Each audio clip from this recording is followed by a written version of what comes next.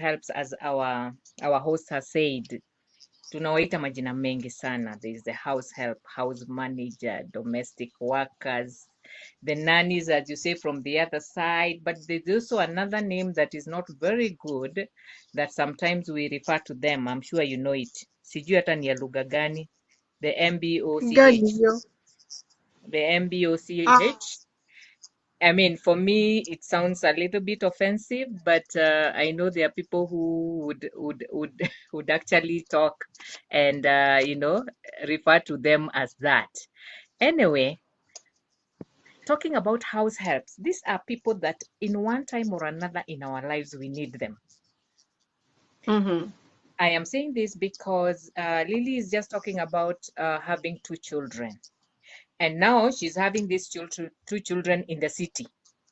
In the city, I have no idea whether you had a relative living with you. In that, maybe they would help you, and so you don't need this person. But if you don't have, then automatically you need one. okay. And so we all have experiences. Sometimes it's even just your relative who came, but then they came into that space where they are telling you, I mean, you're having them as the person helping you in the house. You're not calling them house helps, but then they are the people who are helping you. And I want to appreciate the fact that they really come in and they help us. Now, we have so many questions that had come already, and I don't want to touch on the questions first, but I don't know whether many of us, let me say many of us, it might not be all of us, but many of us are people who maybe have come across the Bible and we have read the Bible before. And in that, I realized kuna scriptures, kuna watu ambao they are there, for example, for us. And so I'll just mention, and then I will come to the questions that we had been asked. And then I will then go to our roles and responsibilities, or rather the duties that we have upon these people who are actually a blessing to us. Okay?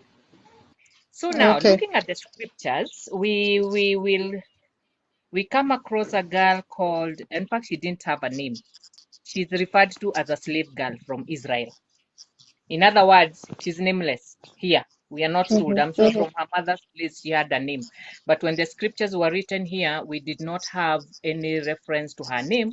She was just referred to as slave girl from Israel. And so when the band of Aram had gone out, and then they took captive and they brought this girl to Israel. And then where did she end up? She ended up in a house of one of the people in the government, the way we know today. And this guy was called Naaman. But then when this girl came into this house, she came to serve the wife. The Bible has put it very clear. She came to serve Naaman's wife. She was her mistress. And so this girl, we see that in her stay there, of course, she got to know a few things about this house. Maybe there were secrets, reading the story, you realize that Naaman had something he was handling in his life, and it was actually a shame. And so he did not it was not a public thing. And this girl got to know. What did she do?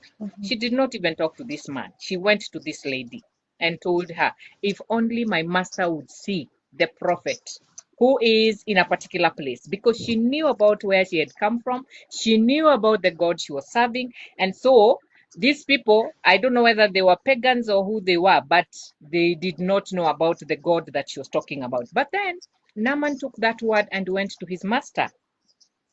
So let me reach there. I'll come back with the lessons that we learned from her. And then the other person that we see in the Bible is another guy called Joseph. The story of the girl is found in Kings, 2 Kings chapter 5, verse 1 to 4. You can read her story there. And then we come again. Sorry, Kings. auntie. Sorry, no, you said that other person. Yes. Ni nani? The auntie, yes. The next person is Joseph. Joseph was a houseboy. Okay. Yes. Oh, yeah. So we have house girl and we have a houseboy. But then unajua ijai niklikia Joseph alikuwa houseboy. Alikuwa houseboy. Alikuwanga houseboy. So he was taken there by the Ishmaelites na akapelekwa kwa nyumba tena ya boss mwingine akamchukua. I mean, in other words, these guys who are coming from wherever who are being captured, Mungu alikuwa tu pamoja na wao. There is a place alikuwa anawaelekeza. Okay, maybe there were many others in the land, but this is the stories that we get to know. Okay, so other people might also have gotten themselves people to help them, but these are the stories that we get to know. And you know, when we just start with the story of Joseph, the Bible talks about in verse 2 that the Lord was with Joseph. And so you can read his story. His story is found in Genesis chapter 39 from verse 1 to 28. That is where I got the story. And then another example that I came across is that I came across the story of the mother of Moses. The mother of Moses. You know, it occurred to me, those ones of, and what was she doing? She was actually employed by Pharaoh's daughter to take care of her own son, but the lady did not know that it was her own son. But what did the Bible say? Wait. Yes. Of course, you know we are doing the Bible in Lily's book club. And wait, by the way, it's true. Yeah. Yes, Moses alikuwa Mama ya hausi Moses. guy. Alikuwa baby care. Alikuwa she was taking care of the Guys, baby. did you even think about that? Endelea. Yeah, so that one is the story is found in Exodus chapter 2, verse 1 to 10. I took it up to there, but my main verse, ile ambayo inanijudge kwa upande wa Joseph, that brings us to this topic of today, is that when Pharaoh's daughter met this mother, the verse number 9 talked about, she said to this woman, "Take this boy and nurse him for me, and I will pay you." Okay? So mark that, because I will come to that, why that one is very, very important, where she was actually told what to do. And also, if you look at these other people, you look at Joseph. It is Joseph was dealing with the man. If you can notice that, the man of the house is the one who was giving Joseph instructions. When it comes to the nameless girl in Naaman's story, she was getting instructions from the lady. When we come to Mama Moses, she got instructions from Pharaoh's daughter. Okay? Yeah. So, those boundaries, as we can see, they are very, very defined in how these people are coming. Now, coming back to our questions, because now this is what I was supposed to answer, because people are concerned about this. People are troubled, and I am sure right now, even as we talk, there's somebody who is saying, "Oh my God, where will I get one?" But let me go through the questions very quickly, and then I will go to our responsibilities of how we are supposed to help to handle these people that are very, very key in our lives. One of the questions that came my way is that now, if this is a Christian home, the question was, do you include the domestic workers in your Bible reading and prayer? The other one that goes with it is that, must they go to church with us? Okay, so looking at these two, for me, I came up with a question where I am asking, which it will also answer a few more questions here. Where I'm asking, where are you getting your house help from? What is your source? And then there's a question of, what exactly do you want in your house? Because this is your house. What do you want? And so you see, if they're not of the same faith with you, then there's going to be some, let me say, a place where you agree to disagree, because you cannot bring them and say, because you're in my house, then you must. If you go back to the stories that I'm talking about, I do not think that these people pushed the people working for them. I mean, the employers, that is Potiphar's and Naaman's wife. I don't think they pushed these people to go and worship their God. They just let them do the duty that they came to do. The next one is what makes the house help stay. That one I will handle it later. And then, is it okay to take their ID as they work for you and return it when they are leaving work? I wanted to look at this matter this way. When we are employed where we go, because a house help is employed just like you are employed wherever you are. Only that you're living with this person in the same house, and their job description or what they're handling is different from yours. We ukienda kwa ofisi unadeal na computer, ama wewe ni community person, unatoka huko nje unaenda unafanya vitu zako unarudi. But now this one is working here where you are living. I want to believe that the best that you can do for this person, chukua copy ya ID yake, sio ID. Because at the end of the day, this document belongs to the government of wherever you are at the moment. So kuchukua ID yake na uweke, I want you to know the ID will not stop anything that you're trying to protect here. Because if that person decides they want to go away, they will go. Na wataenda na waseme ID yake ilipotea. Utadu. You will never even know that that is what they said, but they'll actually go and get what? And get another ID. So what do you need? You just need an identification that will tell you about this person, and then you're able to track them if there's ever need for that. Or why are you taking it? I want to believe it's because of security purposes, just to let them know that if anything happens, then you're able to get them. You can still get them with a copy of an ID. You don't have to keep it for them.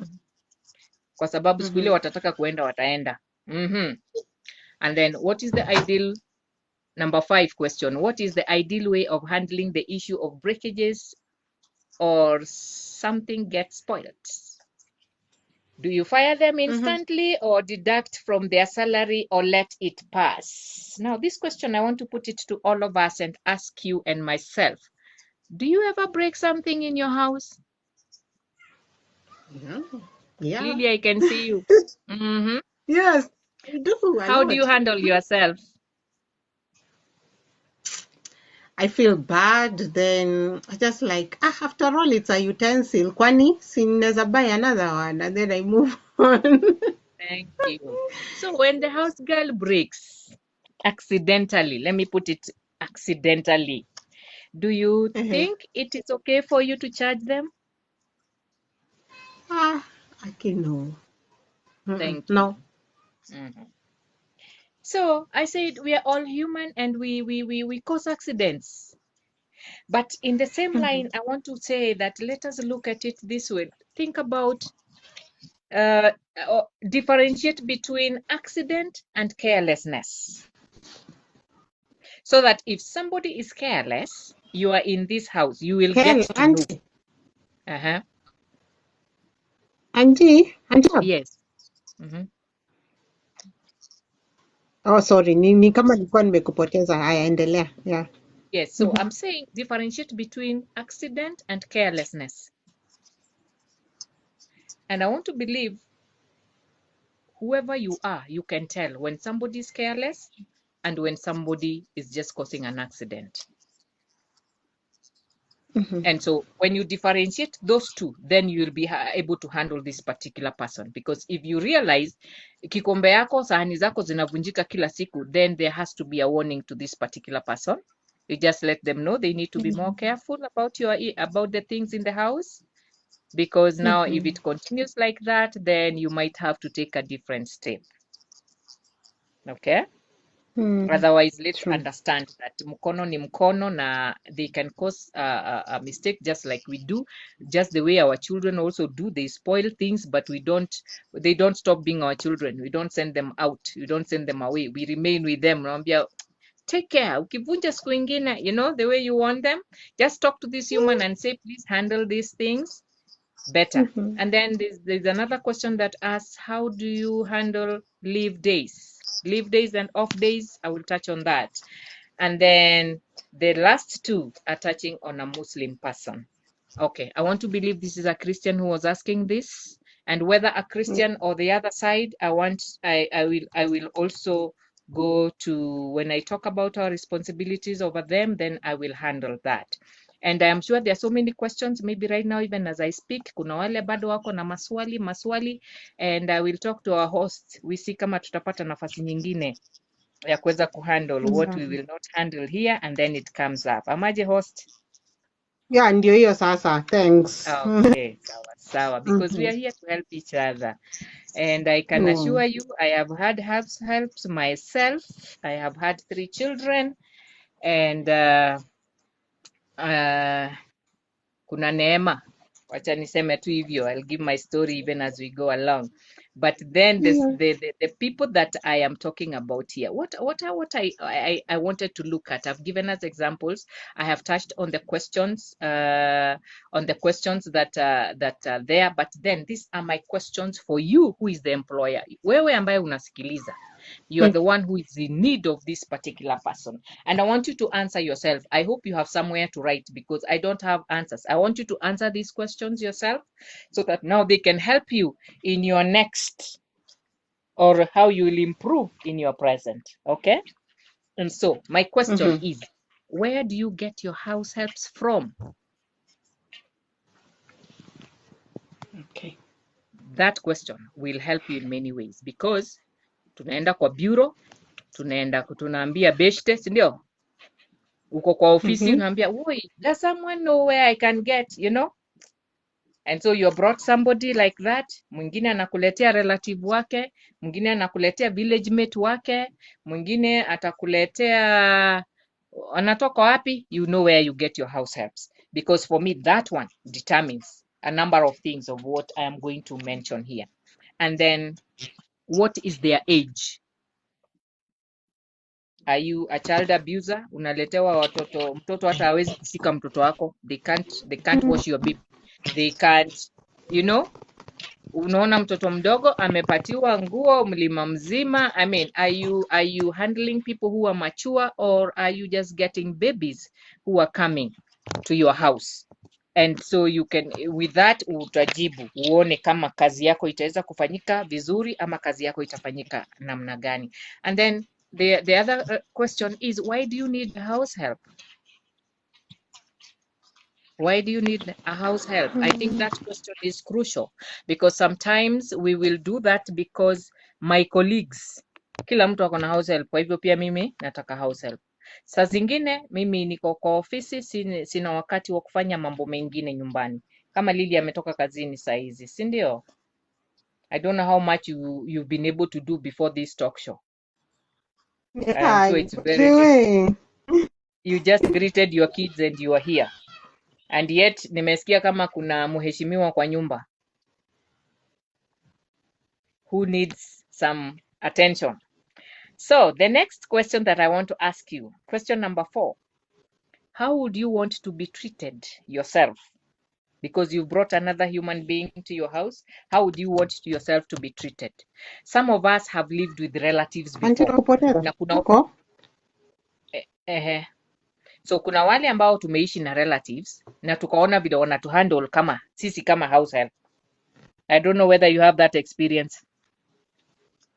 And then, of course, there is the number 3 and number 6 go together. Are you employed? Because that is a reason for you to. And then the other thing was that I asked you, when you get employed, what document do you submit to your employer? You are the employee.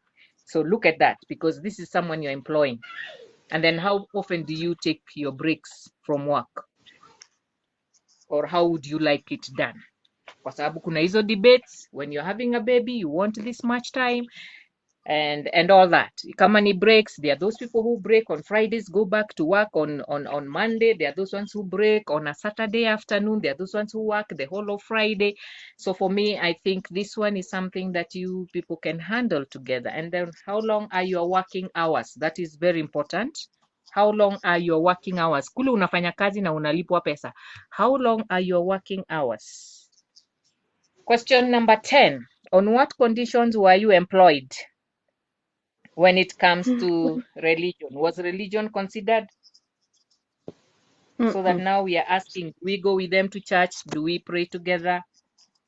And then going through the story of the nameless girl and Joseph and Mama Moses, we can see that all these people, their bosses trusted them. So would you like to be trusted by your boss? On what merit? Those are Ah, questions that you need to answer yourself. Alafu sasa tuende kazi. okay. So I am sure I have already answered some of the questions, I mean, in what I was saying, because I was asking, what is your source of house help? Why am I asking this question? I am asking because there is the way you live in your house. There is what you want to see in your house. There is what you want to see happening, okay? You are raising children, and I want you to know that children interact a lot with our house helps. Believe you me, they interact a lot. The girl who took care of my firstborn, she could not speak to me in any other language other than her mother tongue, which I know. Okay? And what did that do to my child? My child got to know, to understand. You cannot actually talk behind her in that language because she got to know. She got to understand the language. Okay? This same girl, when she got to what? She got to teenage. I had now the girl who was taking care of my third born by that time.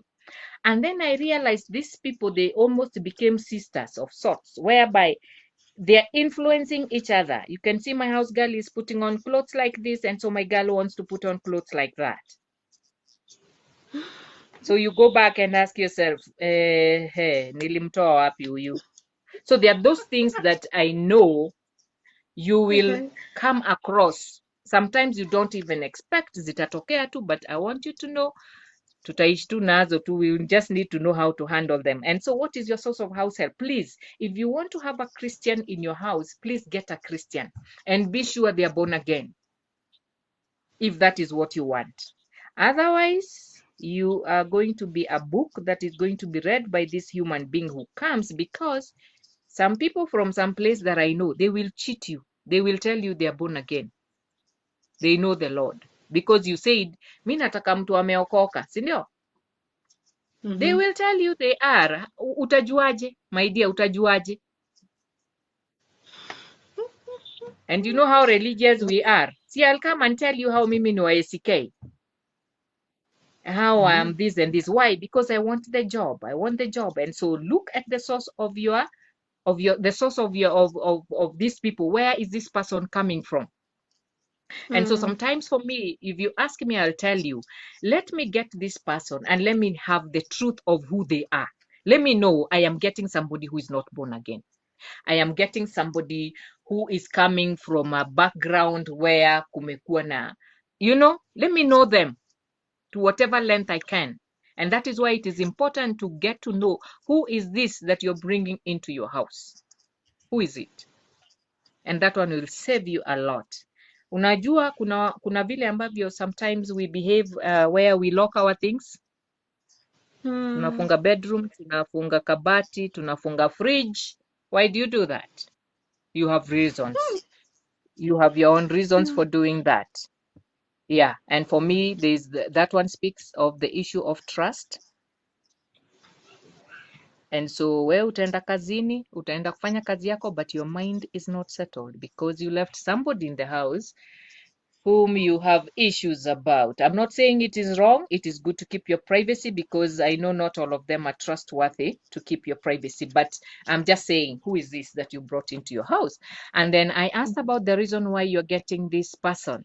And I know most of us, it's because we are full-time mamas. We are going to work, and so we need somebody to take care of our children. And so I know there is that bit of children, but then I realized myself, even when I got to that point where I said I don't need a full time, then I needed somebody who would come in and wash twice a week when my kids were younger. Because now lazima tukuwe na uniform, lazima nyumba ikuwe safi, na mimi huku ni mwanafunzi, mimi ni mama, na responsibilities zingine mingi. You know the many caps we put on. Like Lily was telling me yesterday, how many cups she has. They can be too much. And so you end up having too much work that you need somebody to come and help you. Sometimes it's because of your health. You're a stay-home mama, but you can't do so much. Unajua saa zile tumejifungua migongo, lazima tuangalie. We have to take care of our backs, eh? And so when you do that, yeah, so as we take care of our backs, or rather you have a condition, or you just want to make sure that you stay healthy, you don't want to overwork yourself, then you can get a house help. Sometimes I said you will get a house help because of the status quo. Everybody has a house help. And so pia mimi nataka. nataka. Eh. So, and then sometimes ni pesa ndio uko nayo, my dear. You have the money. And so you are saying, why should I do this? I have a friend of mine who doesn't, I don't know whether the person thinks whether I have money or not. But when I say I am washing because my washing machine got spoiled, I am washing, the person would go, why are you having to be the one to wash? You are denying somebody their meal. Your salary. Daily living. You know, Hey. yes. Why are you denying somebody their meal? It makes a lot of sense, okay? And so when you look at it that way, you'd say, yes, somebody else can help me do this as I allow them to have a meal. Sindio? Kuliko tu, because you don't want to go dishing out money because you have. But if they can help you in that way, then you can do it. But for sure, sometimes utakuta hiyo nyumba hata haina kazi mingi, lakini mtu tu bado anataka kuandikana. So hiyo ndio nasema labda ako na pesa, and so they want. So anyway, you know your reasons. Yes, you know your reasons for wanting to get a house help. Sindio? Now, the major thing and now the thing that I want to look at here for us. When you bring this person into your house, the first thing that you should know is that you are the employer. Ni wewe ndio umeandika huyu mtu. I know sometimes we employ people who are older than us, young mothers, and then they want to become your mother. They want to become your mother in your house. True. I don't know how many have had that experience, but it happens. These people want to become your mother in your house. But this is what I'm saying. You are the employer. And so what is this person supposed to do? This is where I was careful to mention the nameless girl took care of Potiphar's wife, and Joseph, the boy, too, was actually getting instructions from the man. And so that bit should be looked at. Who has employed this particular person? Who are they responsible to? Is it the man of the house, or is it the lady of the house? And we obviously know. You lady there, you man there, if you're listening, you know. When this girl comes into my house and then it is the man who is handling her, at one point or another kutatokea shida. Am I right? Yes. Yes. Even if there is nothing sinister going on, utakuta tumadharau twingine hatuna mpango. I mean, things happen. So you can actually set that boundary and be the one to give instructions to this particular person. I do not remember any time when I had a house help where Baba Watoto came in to give instructions. If he needed anything done or something was not done properly, he would tell me. And so I would be the one to communicate to this girl or this lady who is in my house, or that kama ni mashamba boy yao tunawatianga sasa mamen. But now I'm talking about a lady. If you have a lady in your house, please be the one to give her instructions. Now, these instructions come in this way. You will have to let her know what you want done in the house. Okay? Read the story of Joseph. You will hear what Potiphar was doing. Akampea hii responsibility, akampea hiyo ingine, akampea hiyo ingine. That is what he wanted him to do. So, Mama Moses naye alimwambia take care of this boy for me. Hakumwambia na saa zile amelala kama and clean the house. Ama unaweza alimwambia tuchunga huyu mtoto. I mean, the instructions were very clear. Si ndio? So akamwambia kabisa. So please tell them what you want done in your house. Mwambie, I want you to wake up at this time and make tea. I want you to do this at this particular, I expect that when I am out of this house, then these are the things that will be done. Okay? I went into one house one time and I was very impressed. Sijawahi fika hapo lakini nilitamani sana. This lady had actually put on the daily duties for this particular person. Ati akiamuka Monday, siku ile amekuja Monday, si ametoka off, anafanya 1, 2, 3, 4 on Monday. On Tuesday, this is what is done. And when you do that, this person will follow that. Lakini kama hajui anatakana kufanya nini, my dear, utakuta vitu zingine zimefanywa, vitu zingine hazijafanywa, and you have no one to blame, si ndio? Because the person doesn't know what exactly you want. Yeye anaweza amka akipika chai arudi akae aanze kuona TV, si mmeenda. And you will not blame her because hukumwambia. Okay, they will be guessing what they are supposed to do. And then the other thing that you need to do in your instructions is, after instructions and there's something you want done, if you need to show them how to do it, please do it practically. Do it. Do the how.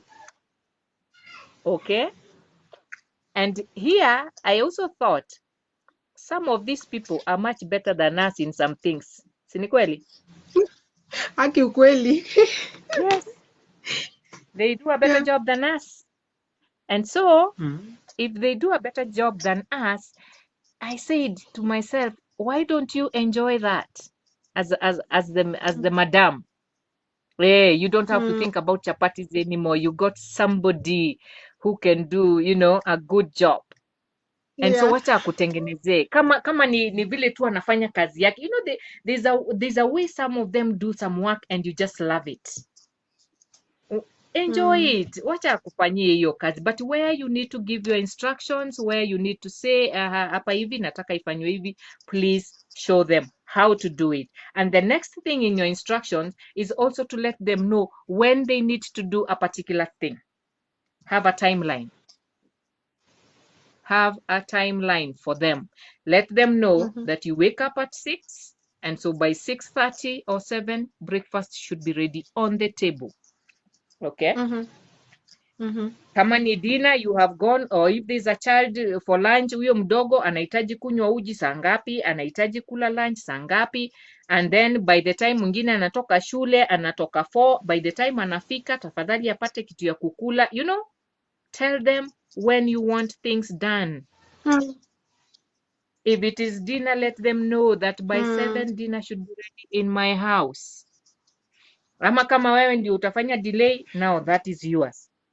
But I'm just talking about this person because we are talking about our role and responsibilities over them. These are things we need to do for them. And so if they fail to do that, then you have a reason to say, sioni kama hapa tutapelekana. Now, we fail to do that and we expect more than what they bargained for something. And so you'll find that some of us scold them badly. Unasema ulikuwa umeshinda kwa nyumba ukifanya nini? Unamgombeza ule mtu. And I was looking at you employing a mature girl, a mature lady. I was not looking at a baby. So una imagine wewe ni mtu mzima unakuja kupigiwa kelele. Because that happens. Yeah, these people talk, and those are some of the gossips that they talk about huko nje. Utakuta wengine, they even beat this human being, surely. Yeah. They beat somebody. Yes. And so you ask me, how do you make them stay? Will that make them stay? No. Aki, because even in my neighborhood, I know those who beat their house helps. They can't stay. They will look for an opportunity, my dear, and then for me, it goes beyond them going away. You are beating this particular person, or you are quarreling them, you are abusing them, unamuita majina ile ajabu, and then tomorrow you leave your house and you leave your child with them. Okay. What do you expect? What do you expect? Wow. This person cannot beat you. By the way, hapo hata they cannot beat your husband. Ukipata mtoi kwa fridge. Unaruka kichwa. These clips that usually go around houses, amepiga mtoto kichwa, amemgonganisha, and then we are like, these people are evil. How dare they? Kumbe, at Yes. a In high fact, chance you find it the employer.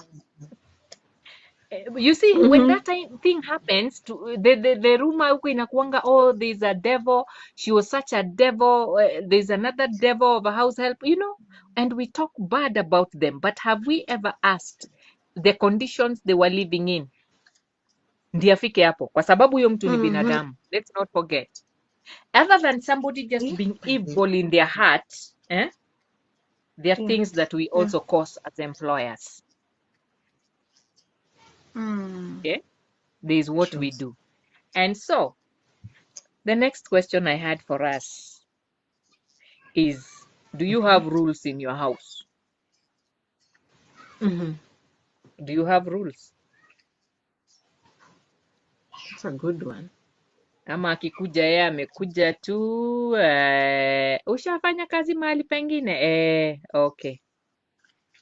And they continue with what they were doing where they were. Oh Kuna God, mama ukijua. aliniambia, kuna mama aliniambia, auze alimwambia, kule nilikuwa hatukuwa tunatumia hii mafuta. Can you hear that? I don't know where you're hearing I what I'm can hear saying. you because I'm laughing. Hata vya mimi we unasikia kama hizo cause I've employed Hatukuwa several, you tunatumia hii hatukuwa tunatumia hii unga. Why are they saying that? Because know. they have come with the rules of wherever they're coming from. Okay? Yeah. They just came na sasa ye ataende. Actually, for them, it's a continuation. It is not a new thing. It is a continuation. That is why they will I'll speak like continue. that. Oh, kwa hii huko kule tulikuwa tunakula nyama. Wewe mami hauwezi afford nyama. Mnakula leo maharagwe, kesho sijui mmekula kabeji na you know. And so Mhm. what am I saying? State your rules. Let them know what you condone and what you don't. Let them know that this Mm. is your house and there is the way you live. Imagine it has to be Mm. stated. Don't assume. Mwambie hapa ni kwangu na kuna vile huwa ninakaa. Na sasa ningependa pia wewe ukae kama sisi. I Mm. can only improve on what I am as days go by. But this is how Sure. as we are. Kama huwa tunakula tunakunywa chai, unajua wakishatoka ushagoa wataki kukunywa chai na nduma na ngwashi, wanataka Eh, mkate. Ehe. eh, Sasa wewe sema hapa kwangu we eat hygienically. mm. Hygienically, this is what we take. I mean, you've got to set your rules Yeah. and you have to tell Sure. them. You have to tell them that there are boundaries here and there, okay? Whatever it is that you Mm. want, how you want to live. In short, how do you want to live in your house? Is somebody else coming to change you or they're supposed to come and help you? Remember the word house help. What have they come to do? They have To come help to with help. the house. They have not Mhm. come to take over. They have not come to take over. And the same thing goes to husband, wife. Sisi tunakujanga kuhelp. Wewe It is not usiende to take huko. over. Nisiende huko, Mawe yes, but itapeperushwa. Wacha tu tubaki I kwa know. house help. Yeah. Sure, but it's So, a good house one help, to see. yes, but Mm-hmm. house help. She has come to help. I think for me, even as you do this, where I was talking about instructions and all that, and even bringing the example of Mama Moses, it is where I'm saying, are you able to know their boundaries in terms of where they're helping you? Are they helping you in everything or they're helping you in some areas? Mm. That one needs to be defined. Yes, that one needs to be defined. And so you need to know your place as the lady of the house, because you allow this human being to come and do everything, and sometimes they do it better than you. Mm. Utakuta mwana si wako, Aki ukweli, if you guy. get me. Yes. Hata So usiongee. you need to know you need to know your boundaries. And another time I'll talk to the ladies, niwaambie kama ujui kitu, tafadhali enda short course, enda shule, enda soma, but don't allow yourself to be falling in trouble every time because of your limitation. Ushaona, enda kwa beshte yako, go and learn that thing, go and learn that Mm. thing. In fact, my Okay. philosophy is if that lady can do that thing good, I will go and learn so that I can do it better. As in you overtake. Hatutasema I wait, want to wait, remain. auntie. Hatutasema ni insecurities that you are an insecure woman. Apana. The thing is, whatever she does, if you can do it better, Mm. uko tu sawa. And remember, we are not competing here. I'm not saying that we are competing with them. It's for your own good and your family. It's your family you're serving. It's your family you're raising. It's your family you're taking care of. And Yeah. so I want you to see the picture where she's been doing this thing and she's been doing a good job. And then kesho ameenda. Does that mean that you will not continue doing that thing? No. You It have needs to to work. continue. People have to eat. Yes. Yeah. So hakuna story ati sasa vile ameenda sasa wewe utakuwa ukienda Quickmart kuchukua chapo. Naivas kuchukua chapo. I mean, let me tell you. Acha kwa hivyo. Don't say you are so raw, yani. Your I'm family, you are telling very you, raw. your responsibilities, my dear. We have to look at them. And then in some Okay, of your rules, I just put here a few. I said, you asked me about their leave days. Mm. This is Yes, someone I just did. like you. Yeah, this is someone just like you. They need off days and they need leave days. Haya, kuna kategori mbili hapa ya watu. Kuna wale tumewatoa nyumbani and so they completely do not know anyone. Okay? Mm. Mm. Yeah. So they don't know where to go. I know it is hard for them to just sit in the house na asikusaidie mahadi. Unaona? Mm-hmm. As long as Mm-hmm. they are there. They are those ones who will feel like, how can I let mom do all these things and I am here and I'm not going anywhere. Kwa sababu unaweza kumwambia, on Sundays I want you to rest. Okay? Yeah. Or on this Mm-hmm. day I want you to rest. But let it come out of your mouth that yes, on this day I would want you to rest. Yeye akisikia anataka kukusaidia hiyo siku kwa sababu ako ana mahali pa kwenda, that's a different story. Okay? Mm. That's a Sure. different story. But if they have a place they want to go, they need to go to a different environment. You can imagine mtu ako na wewe hapa 24/7. I mean, Hata mi siwezi. Na my employer siwezi. Honestly. I thank just you. can't Yes. So imagine at my ukiangalia hivyo, job. yeah, ukiangalia hivyo then it helps you. It helps you in Yeah. that way. Ile inakwambia kwamba this person needs their break. Hata kama siku hiyo ataprolong kulala kwake, let them feel that there is a difference on this day. Okay? Mm. Yeah. Such that wewe hata siku hiyo akitaka kufanya kazi unaweza kumwambia, if you really need to help me, you take care of the kids, me I will do the rest of the work. Ushaona? Sure. Let them Sure. feel a difference. Haya, wale wa kwenda unamwambia wewe kazi yako unafanya mpaka Saturday saa 10. After that Unaenda. unaweza jipea shughuli. But then the time you want them back, maybe Sunday by 4 or by 6 or by 7 wakuwe wamerudi because of the following day. And even on that day hiyo wako off, huenda hata atakuja ati aingie kitchen. Unaona? Unless they want to, but let them feel that ka break is there. Leave day, my dear. Do you go for leave? Yes, I do. And I really love them. Yes. Thank you. So when you look at that, then you look and say, maybe mimi nikienda leave naenda nusu nusu, si ndio? Huenda sitapata my 24, my 21 days. Hata Yes, huyu mtu pamoja. anahitaji kupewa nafasi kama hiyo. So what you do, maybe ni ile Christmas ndio tunakuanga tuko huru, si ndio? That time you decide it is you and your household. Allow this person to go away. When you people are going on this other side, let them go on the other side. Pale wanaenda. Mtu aende aone watu wao, kama ni mtu ako na watoto, aone watoto wake.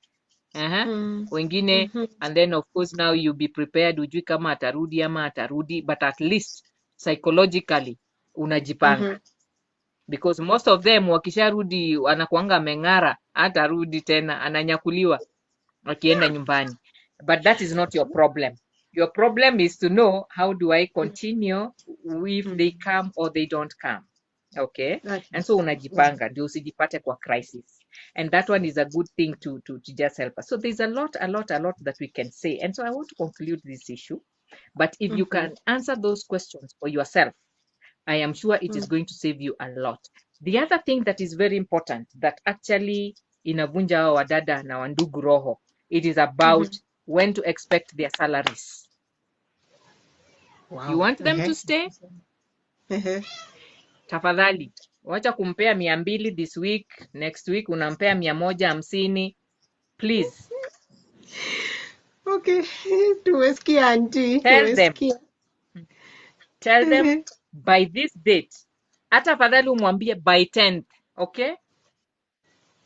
Afadhali umwambie by 10th, where you know for sure. Kama unalipwangwa wewe na check, it will have gone through. Kama it's another source of money, you know it will come anytime in between. So you let this human being know that mimi nitajaribu niwezavyo, so that by 10th, I am paying your salary. Na tafadhali mpatie mshahara wake wote. I want you to put yourself in their shoes, because you do your planning with your money. Even them, they need to do their planning. Some of them are actually helping at home, back at home.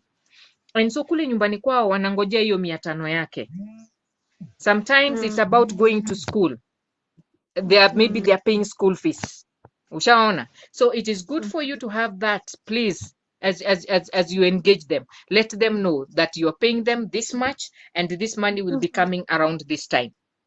Najua kuna wale huwa wanakuja and then their parents at home wanaanza kukusumbua. That is among the rules that you put. And you say, I do not want to receive phone calls from home. And you let the parent know. It is this girl that you have employed, not them. And it is her you're going to pay, not them. Ushaona? Because now if you handle that person as a kid, pesa zake unatuma huko nyumbani, will she stay? Maybe because of circumstances, but her heart will not be there. So what am I saying? In my conclusion, this is what I'm saying. That we are all humans. And there are those things that you love done to you. But there is this thing called the golden rule. Sijui kama tunaijua, the golden rule. It is a moral principle which denotes that we should treat others the way we want to be treated ourselves. The golden rule. Yeah. Sure. In the golden rule, there are 3 C's. There are 3 parts of that golden rule. And the first one is being civil. Civility, where what you say and how you say it matters. Isikuwe wewe uko na ka soft voice hapa, alafu ukienda kufika kwa huyu sauti inabadilika, inaenda juu, inakuwa mbaya, inafanya nini. I mean, this that handle this person in a way that they will hear your communication. And then I lost you, Lily. Okay, you're back. And then the second one is common good. Common good. Common good. What does that mean? It means that it cannot always be you. Ni wewe tu, ni wewe tu. In fact, kuna vitu zingine hata sisi wenyewe tunafanya and those people wanaweza kutukosoa. But depending on how we handle them, they can just look at you and let you be. Because as far as you're concerned, wewe ndio mwenye kusema na wewe ndio mwenye kila kitu. And so you can't listen to them at all. You remember I said there are things they are good at more than we. Na kwa hivyo if you're a person who is teachable, umpe tu kanafasi tu ako kakukwambia, mami hii maragwe huwa tuna soak for these hours. It can be something as simple as that, because wewe ukikula hayo maragwe inakupea gas. You have no idea why, and maybe she knows why. And so she's just helping you out. So it cannot always be you. Yeah, it cannot always be like you ati ni wewe tu, and then there is curiosity. So that curiosity thing, I think we all have. There are so many things. There are so many ideas out there. I am not saying that our house is the ideal and our ideas are the ideal, but there are so many ideas out there. And so we will learn these things from these people when they come. We will learn these things from our friends, from our relatives. And I can tell you, there is richness in allowing yourself to learn. you get to learn so much. And the scripture that comes with this is found in Matthew chapter 7 verse 12, where it says, Matthew 7:12, in everything Yeah. do to others what you would like done to you. The same thing is repeated in Luke chapter 6 verse 31. It says, Luke 6:31, do unto others as you would like them to do. And finally, what encouraged me and what I encourage every mother that is looking for somebody to work for them, whether it is in a business, whether it is in our house, this is what I say. At the end of the day, when all is said and done, where we will talk and say, Aki, akuna house help mzuri, they come from the same mother. That is not true. My philosophy is God has remnants. God has remnants for us. True. He has them. Kuna watu watakuja na watakaa na wewe vizuri sana na utakuwa kama Pharaoh. You will not bother about anything because you're able to handle that. Okay? They will come. They are those ones who will come. Siku hizi kwanza nasikia kuna mbinu ingine. Anakuambia sijui ako wapi Kakuma, wherever. And so you give them fare at they come after a week. Oh, I want to go and see my auntie, and they disappear. Okay? Yes. Anyway, I want you to know that even as you look for these people, it is very true that God has remnants. This one I got from 1 Kings chapter 19 verse 18, where Elijah alifikiria ako peke yake, alafu Mungu akamwambia, nevertheless I have reserved how many? 7,000 prophets in Israel. Yes. And those were God remnants. Yani hata Bible inasema those were God remnants. And so even us today, as much as there's a challenge, we go through all these things that don't seem to be right. Umeandika. In fact, the joke that we had when we were bringing up our children together with my friends, tulikuwa tunasema utaandika mpaka wafike 40 na kwa hivyo ule wa 40 ndiye atakaa. That was the joke, because utakuta huyu ameandikwa leo, amekaa 3 weeks, ameenda, umeleta mwingine 2 months, ameenda. So now there's one particular one who would keep turning over the house helps. Alafu tukamwambia, tulikuwa tunamuuliza wamefika ngapi by now, just to see whether she's getting there. Yes, but anyway, it was a joke, and I don't think that is true, because God has remnants, as I am saying. And I know Lily began by saying, when these people are packing to go, or when they leave, that is when it hits you that they were a very important factor in your life and in your house. Recently, to close with this story, a friend of mine, she had this very nice girl. Hey, even her, she was not bothered about anything. Alikuwa Pharaoh style. And then this lady, she had actually come from somewhere outside there, and then ikawa pia bado anarudi. Do you know the kids of this girl, of this lady, walimpeleka mpaka airport? Imagine, that is how nice she was. Watoto wake ndio walikuwa wanalia sasa. Auntie ameenda. She was telling us that story. We were all laughing. And then she would say, wanalia kama Waluya. The way we lose somebody. Unatuonea sisi Waluya, bila sisi Waluya Kenya yetu endelea. Imagine hivyo ndio vile watoto walikuwa wanalia. But why are you crying? It's my auntie, she has gone. So, what am I saying? There is that relationship that we create with them. There is that relationship they create with our children. And it is only good for us to treat them properly. Yeah, let us handle them in a good way. And some of these problems that we see and we experience, utakuta akizimeisha. Ni kuomba tu Mungu. In fact, my last sentence here is that let us pray that God will send us remnants, because they are there. In his store, they are there. And so when they come our way, the question is, how will we handle them? And I hope with this, the few things that I have shared with us, then we will be able to keep them for long. Time for questions? Mm. Yes, they're there. They're there. But first of all, thank you so much, Auntie Guy. Aki, you have made it so real, eh? Mi nimeimagine juzi, she dropped what, there's a bucket that you usually use to put water. So like I think she was scrubbing something, then these brushes za kubrush maybe carpets. Ikaanguka kwa Mhm. bucket ikapasuka, and she didn't say. So as we are saying what, kwani maji natoka wapi? That's when my Mhm. husband was like, hapana, kuna shida mahali. So he went and picked Mhm. the bucket. Imagine water was just flowing. And then you're thinking, Oh. what happened with this bucket? But I didn't ask. So we just Mhm. removed the bucket and like we won't put water in that bucket. And so Mhm. after like 4 days is when I said, let me now see what she will say. Because she cringed. I washed her face and I was Mhm. like, hapana kuna kitu. So when I was asking, Mm. hey, kwani what happened with the bucket? He's like, ni ile brush iliangukia na ikavunja. Then my mind was just like, goodness, mbona hukusema? But okay, sikumuuliza because I knew bucket inaweza vunjika and such like things. But you've been so practical. It has made me now to think, where do I really get them? To be honest, mi ni ule napiganga picha, nikimwona ndo nitajua kaa anaweza ishi kwangu, akuje kwanza. Because I always say, what if I call anidanganye kwa simu? You know?